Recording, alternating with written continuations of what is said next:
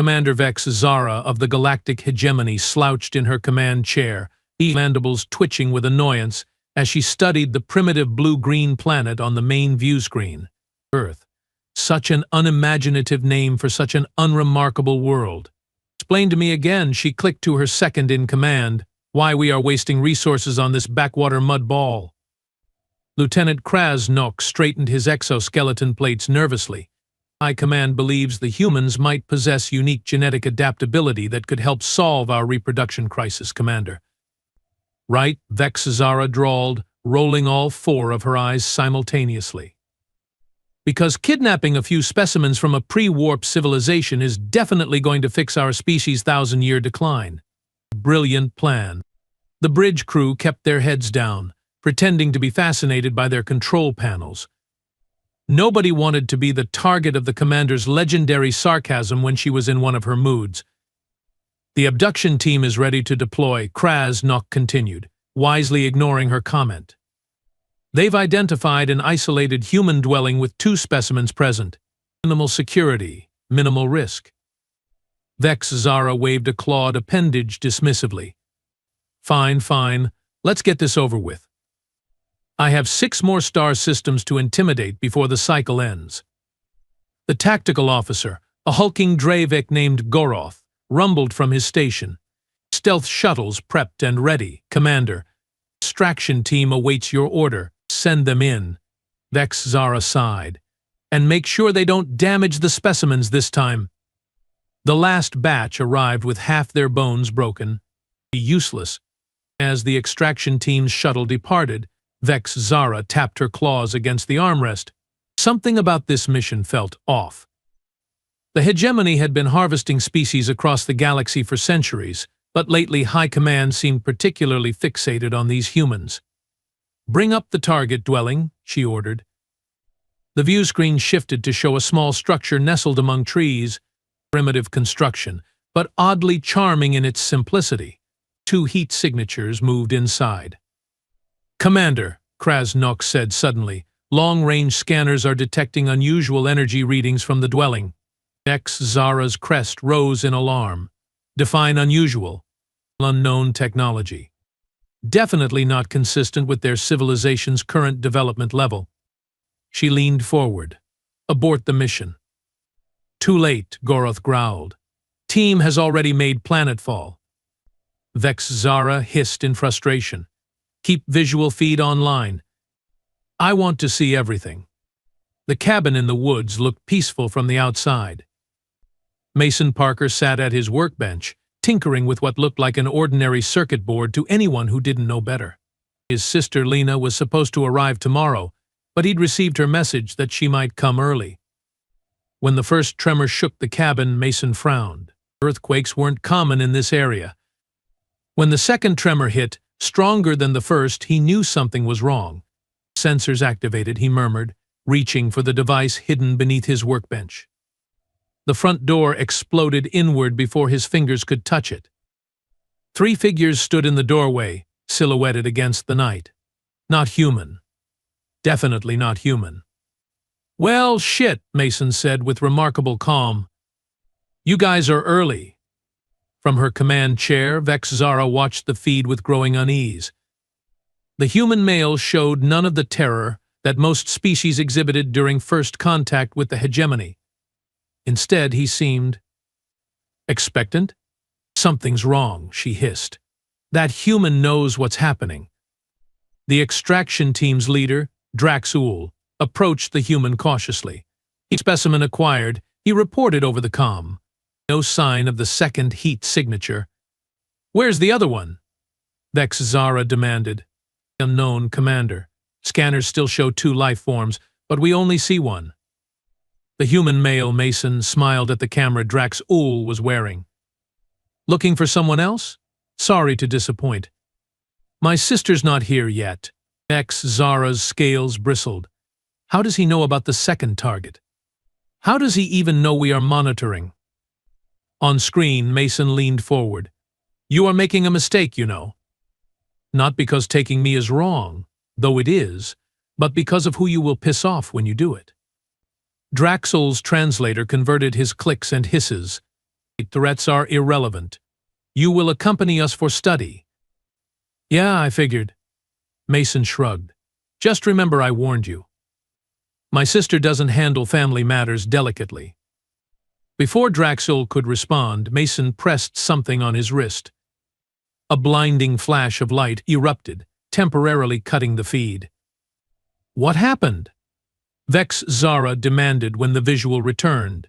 Subject deployed some kind of electromagnetic pulse, Krasnok reported.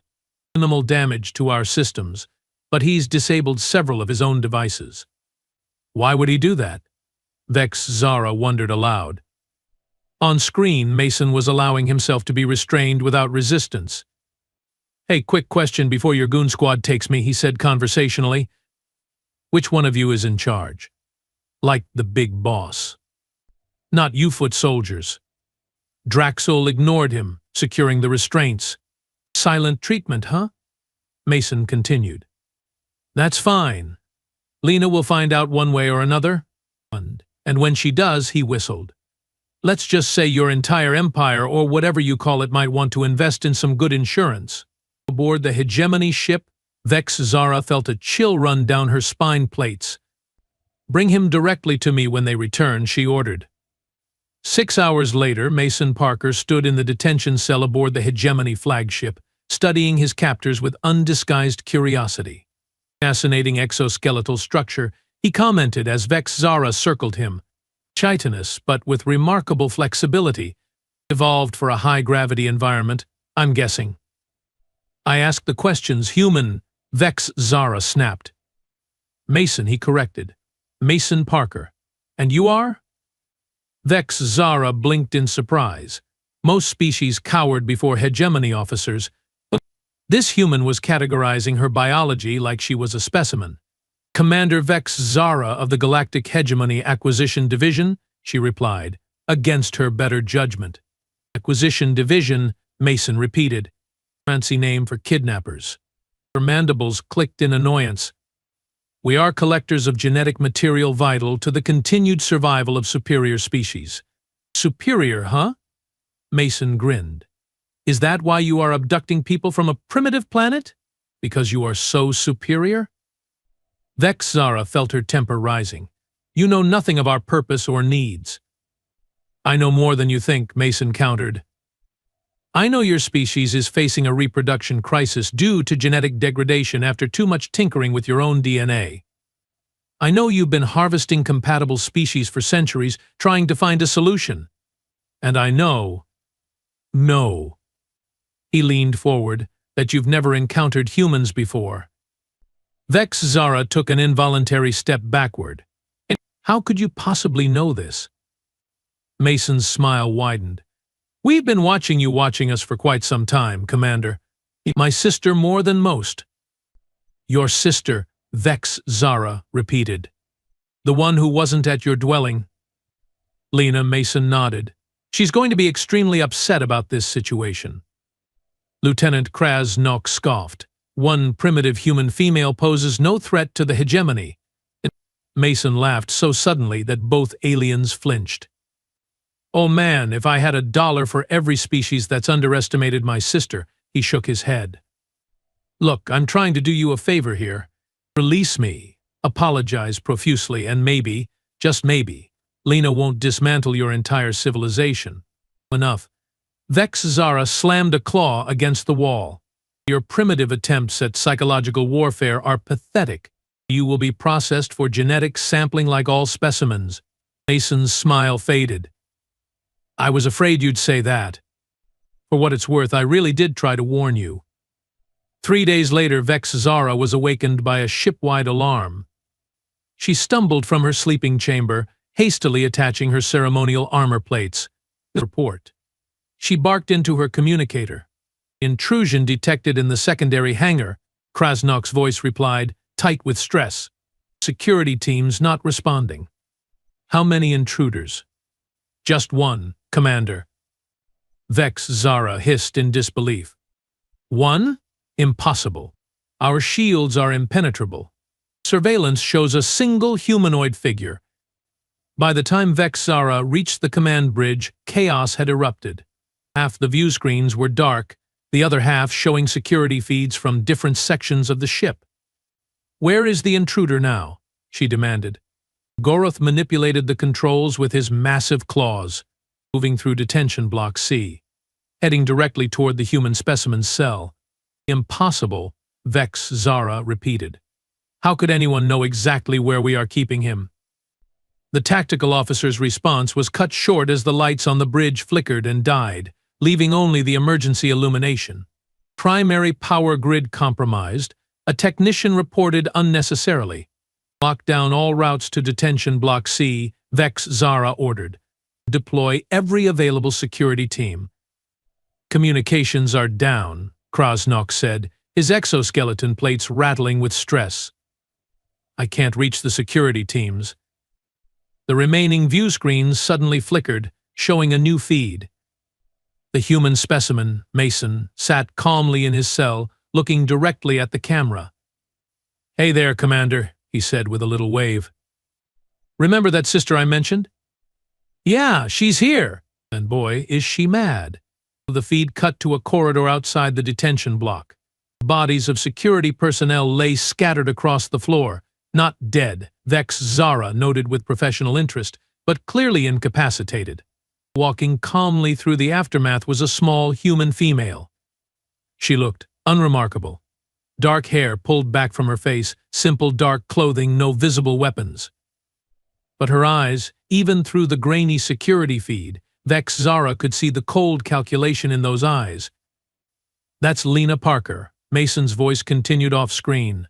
"Engineer, programmer, and probably the most dangerous human you will ever meet. Not because she's strong, by your standards she's not. Not because she's particularly aggressive, usually she's pretty chill. No, Lena's dangerous because she's patient, methodical, and really protective of her little brother." As if hearing him, the human female looked directly at the camera and smiled. It wasn't a pleasant expression. "Locked down the entire ship," Vex Zara shouted. "Every bulkhead, every doorway. Systems not responding," Krasnok reported, panic evident in his voice. The human female, Lena, reached the door to Mason's cell. Instead of trying to force it open, she pulled a small device from her pocket and attached it to the control panel. The door slid open immediately. "Hey sis," Mason's voice came through the feed. "Took you long enough." "You know how traffic is these days," Lena replied casually. "Especially interstellar traffic. Sorry I missed our cabin weekend." "No problem. I've been having a lovely cultural exchange with our new friends." "So I see," Lena surveyed the cell. "Made yourself comfortable, huh?" "They've been surprisingly accommodating since I explained that my big sister would be dropping by." Lena's smile sharpened. "Did they believe you?" "Not even a little bit." "Shocking," she deadpanned. "Let's go. We are on a tight schedule." Mason stepped out of the cell. "What's the plan?" "Same as always. I break you out, you buy me dinner." "I meant about them." Mason gestured vaguely upward. Lena's expression hardened. "I'm thinking a demonstration is in order. Something to ensure the galactic hegemony never bothers Earth again." On the bridge, Vex Zara felt her blood run cold. "Find them," she snarled, "and prepare my personal shuttle." "Running away, Commander?" Goroth rumbled. "Tactical retreat," she corrected. "Something is very wrong here. These humans shouldn't have this level of technology." The main view screen suddenly came to life, showing Lena Parker's face. Somehow she'd accessed the ship's communication system. "Commander Vex Zara," she said calmly. "I believe you've met my brother." Vex Zara straightened her posture, dignity overriding fear. "How dare you board a hegemony vessel? This is an act of war against the most powerful empire in the galaxy." "Funny," Lena replied. "From where I'm standing, it looks like kidnapping my brother was the act of war. I'm just responding in kind." "One primitive female cannot challenge the hegemony," Vex Zara insisted. Lena's expression didn't change. "While your goons were taking my brother, I was busy uploading a very special program into your ship's systems. Right now, That program is spreading through your entire fleet via your quantum communication network. Krasnok looked up from his console in horror. Commander, something's infiltrating our central database. Firewalls are failing. I've studied your technology for years, Lena continued. Intercepted your transmissions, decoded your languages, mapped your networks. Honestly, for an advanced civilization, your cybersecurity is embarrassingly bad. What do you want? Vexara demanded. First, my brother and I are leaving. You won't stop us. Second, you are going to withdraw your forces from Earth's solar system permanently. Third, you are going to spread the word that humans are off limits for your little collection hobby. Or what? Vexara challenged. Lena's smile was terrifying in its simplicity. Or at exactly 0600 hours ship time, every system on every hegemony vessel will simultaneously fail. Life support, navigation, communication, everything. Do you know what happens to ships in deep space when life support fails, Commander? For the first time in her distinguished military career, Commander Vexara felt true fear. You are bluffing, she said, with far less conviction than she intended. Maybe, Lena shrugged. But Mason and I will be long gone either way. You have exactly 12 hours to withdraw. After that, she made a small gesture like something floating away. By the way, I've already locked your weapons systems. Just in case you get any bright ideas. The screen went dark. Status report, Vexara demanded. Weapons are indeed non-responsive, Goroth confirmed grimly. And the hangar bay doors are opening. Their ship is preparing for departure. What ship? They didn't arrive in a ship. Apparently, Krasnok said weakly, they are taking one of ours. Vexara watched on the remaining functional screen as a hegemony scout vessel detached from the docking bay, its engines glowing as it accelerated away from the flagship. Track them, she ordered. Tracking systems non-responsive, came the reply. As the stolen ship disappeared from visual range, Vexara collapsed into her command chair. For the first time, she seriously considered the possibility that the hegemony had made a catastrophic mistake in targeting Earth. And somewhere in the vast emptiness of space, aboard a stolen alien vessel, Lena Parker looked at her brother with a mixture of relief and determination. That's just the beginning, she said quietly. They took you, Mason. Now I'm taking everything they have. I know that look, Mason replied. What are you planning? Lena's fingers danced across the alien control panel with practiced ease. They call themselves the Galactic Hegemony. A very impressive name. Let's see how they handle becoming a cautionary tale instead. The stolen ship accelerated to light speed, carrying with it the opening salvo in humanity's first interstellar war. The Grand Council of the Galactic Hegemony rarely convened in emergency session. In its 10,000-year history, such meetings had occurred exactly 17 times, each preceding a catastrophic event that reshaped galactic politics. Today marked the 18th. Supreme Archon Raz Kol, ruler of 47 star systems and self-proclaimed living god of the outer spiral, glared down at Commander Vexara from his elevated throne. His massive frame, augmented with ceremonial tech implants that glittered against his iridescent scales, seemed to pulse with barely contained fury. Explain, he rumbled, the single word reverberating through the cavernous council chamber, how a single primitive female from a pre-warp civilization has brought the mightiest fleet in the galaxy to its knees. Vexara kept her head bowed, acutely aware that execution was the standard punishment for failure of this magnitude. The humans, they are not what we believed them to be, Supreme Archon. Clearly. Raz Kol slammed a clawed appendage against his throne's armrest, cracking the precious metalwood. Half our battle fleet is stranded in deep space. Central command systems across 17 sectors are compromised. And this, he struggled to find a sufficiently contemptuous word. This monkey threatens to dismantle our entire empire. Another council member, the ancient and withered diplomacy minister Thezra, raised a trembling limb. Perhaps we should consider the humans' demands? It's a tactical retreat while we assess. Retreat? Razkul's roar cut her off. The hegemony does not retreat. We have conquered 1,000 worlds, exterminated entire species who defied us. We will not cower before a hairless primate. Commander Vex Zara dared to raise her eyes. Supreme Archon, with all due respect, this human demonstrates technology far beyond what our intelligence suggested. The brother spoke of plans of watching us watch them. I believe they may have been aware of our presence for some time. Military overseer Draz Gore, his battle-scarred exoskeleton showing signs of countless campaigns, leaned forward. Commander, are you suggesting these humans have been studying us? Yes, Overseer. And worse, they've been allowing us to believe they were primitive while doing so. A murmur ran through the council. The concept that a species might deliberately mask its capabilities was almost incomprehensible to the hegemony, whose entire cultural identity was built around displays of technological superiority. Impossible. Razkul dismissed the idea with a wave. No species would hide their power. It defies natural law. Unless, Vex Zara said carefully, they were waiting for something, or preparing. A tense silence filled the chamber. The ultimatum expires in 3 hours, The Zara reminded them. What is our response? Before Razkul could answer, the massive holographic display at the center of the chamber flickered to life, a serious breach of protocol, as only the Supreme Archon could activate it during council sessions.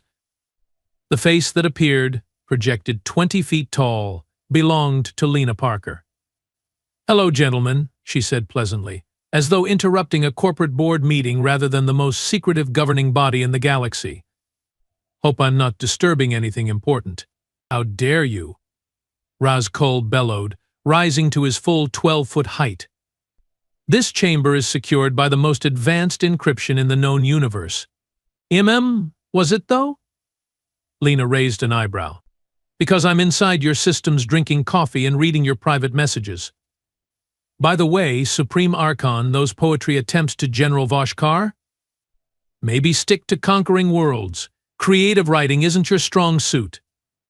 Vex Zara couldn't help the small click of amusement that escaped her mandibles, immediately regretting it when Razkul's furious gaze snapped in her direction. Lena's holographic eyes tracked the interaction with interest. Oh good, Commander Vex Zara survived. I was concerned after our little chat that you might have removed her from command. You concern yourself with the affairs of your betters, human, Razkul snarled. Betters? Lena laughed, the sound bright and utterly devoid of fear. Your entire civilization runs on technology you barely understand. You are like children playing with hand-me-down toys, mimicking what you've seen others do without comprehending the principles behind it. Mason appeared beside her in the projection. What my diplomatically challenged sister is trying to say is that we've reviewed your historical archives. You didn't develop interstellar travel, you stole it from the Xene Thara, a species you subsequently wiped out. Your genetic modification technology, taken from the Brel Collective. Your weapons systems, reverse-engineered from Corthan designs. The hegemony adapts and improves. Razkul protested. We perfect what lesser species merely stumble upon. You are parasites, Lena corrected flatly. You consume other civilizations and claim their achievements as your own. And now you've tried to do the same with humans. Bad move. Vex Zara noticed something alarming about the background behind the humans. They weren't on the stolen scout ship anymore. The control interfaces visible behind them were unmistakably those of a hegemony command center. They've breached Central Command, she whispered in horror. Lena smiled. Quick on the uptake, Commander. Yes, we are currently in your supposedly impregnable fortress on Hegemony Prime. Don't bother sending guards, they are taking an unexpected nap. The council erupted in panicked clicks and hisses. Silence. Razkul thundered. When order was restored, he leaned toward the hologram, baring his venomous fangs in what the hegemony considered an intimidating display. Whatever you hope to accomplish will fail. The hegemony spans galaxies. Our forces are numberless. You are two insignificant beings on a planet we could obliterate with the press of a button. About that, Mason interjected, tapping something on a control panel. You might want to check your planet killer's status. Military overseer Draz Gore immediately consulted his personal terminal, his expression shifting from confidence to shock. The Worldbreaker array, it's offline? How? Same way we've disabled your fleet, your defense systems, and most of your governmental infrastructure, Lena explained, examining her fingernails casually. You rely too heavily on automated systems with identical architecture and pathetic security protocols. What do you want? Ezra asked, voicing the question now on every council member's mind. Originally? Just to rescue my brother and ensure Earth's safety, Lena replied. But after digging through your archives and seeing the countless civilizations you've destroyed, the species you've harvested to extinction, her expression hardened. I've decided a more permanent solution is required. Zara felt a chill run through her body. You are going to destroy us. No, Lena shook her head. Unlike you, I don't believe in genocide. But I am going to dismantle your empire piece by piece. She tapped a series of commands, and the council chamber's lights flickered ominously. What I've done. She continued, is insert a virus into your central systems that's currently broadcasting the truth to every world under your control. Your subject species are learning how you've manipulated them, lied to them, stolen from them. They are learning that the godlike power you claim to possess is largely smoke and mirrors. The subjugated worlds will rebel, Mason added. But more importantly, they will realize they don't need you. The technical knowledge you've hoarded, the resources you've monopolized, we've redistributed access to all of it. Raz Kohl's rage transformed into something rarely seen in the Supreme Archon fear. You would plunge the galaxy into chaos. We are offering the galaxy freedom, Lena corrected, something you've systematically denied it for millennia. As we speak, representatives from 27 of your subject worlds are gathering for the first Galactic Cooperative Summit. Turns out, when you remove the threat of orbital bombardment, most species are actually pretty reasonable. Zara found herself oddly impressed. In less than a week, these humans had accomplished what no species had managed in 10,000 years. They'd found the hegemony's true weakness and exploited it masterfully. The transition won't be perfect, Mason acknowledged. There will be conflicts, disagreements, growing pains. But unlike your enforced peace through terror, this will be genuine cooperation born from mutual need and respect. You can't possibly believe this fantasy will succeed, Draz Gore scoffed. The moment your influence wanes, the strong will dominate the weak. It is the natural order. Maybe in your worldview, Lena replied. But we are going to stick around to make sure that doesn't happen. We? Zara asked, suddenly understanding a crucial point that had eluded her. There are more of you than just you two, aren't there? Lena's smile was answer enough. Earth has remained intentionally isolated, Commander, watching, learning, preparing. Not because we feared species like yours, but because we wanted to be certain we could handle the responsibility that comes with advanced technology, unlike the hegemony. We didn't want to blunder into the galactic community before we were ready. The humans have been space-capable for decades, Mason explained. We've observed your fleets, intercepted your communications, studied your technology, all while maintaining our charade of being a primitive, pre-warp civilization. The implications stunned the Council into silence. Their entire assessment of humanity, a easily dominated species ripe for harvesting, had been catastrophically wrong. We have outposts throughout this sector, Lena continued. Cloaked stations, hidden colonies. A distributed network that can't be easily destroyed, even if you somehow regained control of your weapons systems, which, by the way, you won't. She stood straighter, her casual demeanor falling away to reveal the steel beneath.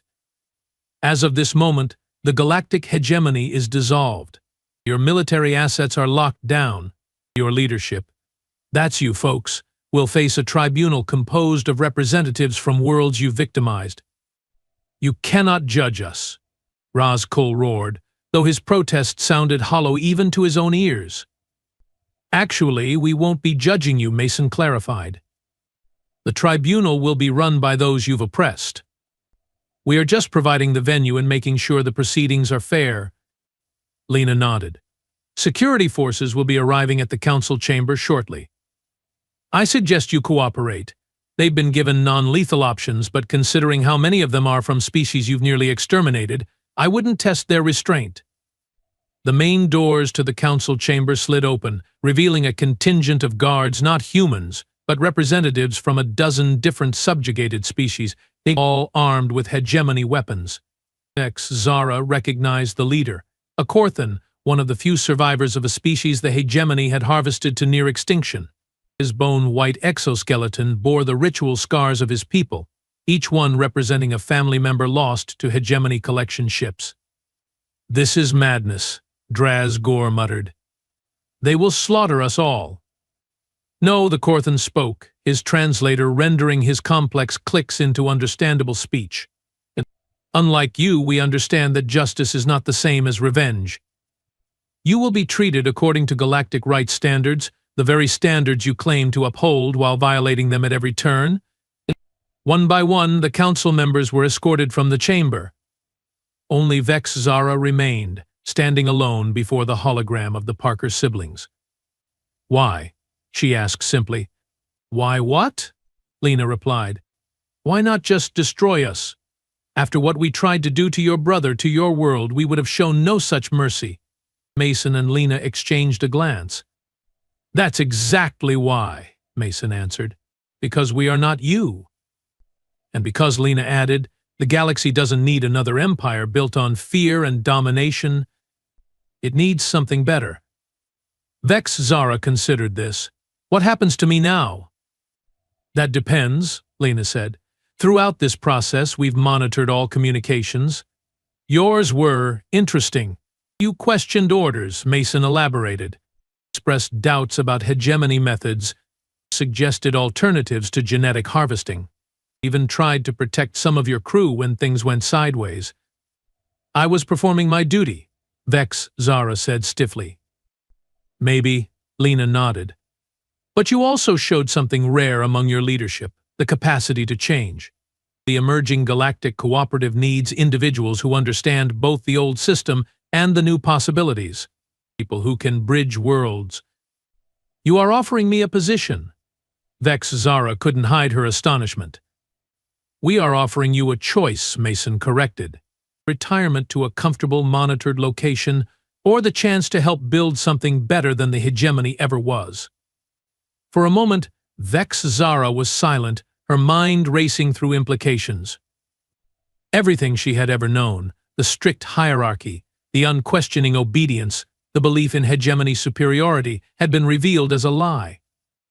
Yet instead of the despair she might have expected, she felt something unfamiliar, hope. I would like to be useful, she said finally. Lena nodded. Good choice, Commander. A representative will come for you shortly. In the meantime, she gestured to a nearby console. You might want to review the preliminary charter for the cooperative. Your perspective would be valuable. As the hologram flickered out, Vex Zara found herself alone in the massive chamber where, for millennia, the destiny of countless worlds had been decided by the whims of tyrants. Now, those worlds would decide their own fates. She moved to the console, scanning the document displayed there. The Galactic Cooperative, she read aloud, founded on principles of mutual aid, technological exchange, and the fundamental right of all sentient species to self-determination. For the first time in her long career, Commander Vex Zara felt she might be serving a cause worthy of loyalty. 6 months later, Lena Parker stood on the observation deck of Harmony Station, the newly constructed headquarters of the Galactic Cooperative. Through the massive viewport, she could see ships from dozens of worlds docking, trading, cooperating in ways the hegemony would have found incomprehensible. Mason joined her, offering a cup of coffee. Not bad for half a year's work. It's barely started, she replied, accepting the drink. The cooperative is still fragile. Old rivalries, resource disputes, lingering resentments from the hegemony era. It's going to take decades to build something truly stable. But worth it, he said, not as a question. Worth it, she agreed. Speaking of which, how's your project going? Mason grinned. The reverse engineering team is making progress. We've almost cracked the hegemony's genetic repair technology. If we succeed, we might be able to help them solve their reproduction crisis after all. Ironic, Lena mused. They kidnapped you to steal human genetic material, and now humans are freely helping them fix the very problem that drove them to kidnap you. That's the point of all this, isn't it? Showing there's a better way than conquest and theft. A soft chime interrupted them, and Advisor Vex Zara entered the observation deck. The former commander had adapted well to her new role, her insights into hegemony psychology proving invaluable during the transition. The Zine Thara Restoration Project has shown promising results, she reported. The genetic samples preserved in the hegemony archives may be sufficient to revive the species given time and resources. That's excellent news, Lena replied. There is another matter, Vex Zara continued, her mandibles clicking in what the Parkers now recognized as nervousness. The tribunal has completed its assessment of Roscoe's case, and, Mason prompted, life confinement with rehabilitation opportunities. Some felt it was too lenient, others too harsh. That's justice for you, Lena shrugged. Messy, imperfect, but necessary. Vex Zara studied the human siblings with undisguised curiosity. I still don't understand how two individuals managed to dismantle an empire that spanned galaxies. We didn't, Mason corrected. We just created the opportunity. Everyone who had suffered under the hegemony did the real work once they realized freedom was possible. And we had help, Lena added. Earth's been preparing for decades. We knew we weren't alone in the universe, and we wanted to be ready when first contact happened, whether it came peacefully or not. Well, Vex Zara said dryly, on behalf of my humbled species, I apologize that our first contact involved kidnapping. Not your finest moment, Mason agreed with a grin. But it led to something better than we could have anticipated, Lena finished, gesturing to the bustling activity visible through the viewport. A genuine cooperative instead of an empire built on fear. As if to punctuate her words, a hegemony battlecruiser passed by the station, now repurposed as a refugee transport, its weapons systems replaced with additional living quarters for displaced species being returned to their homeworlds. They took you, brother, Lena said quietly. But in the end, that single mistake gave the galaxy something it desperately needed, a second chance. To new beginnings, Mason raised his coffee cup. Vex Zara and Lena raised their cups in response. To new beginnings, they echoed, as beyond the viewport, ships from 100 worlds charted courses into territory the hegemony had never dared explore, a future built on cooperation rather than conquest. And Lena added with a mischievous smile, to anyone else who might think kidnapping my family is a good idea, it really isn't.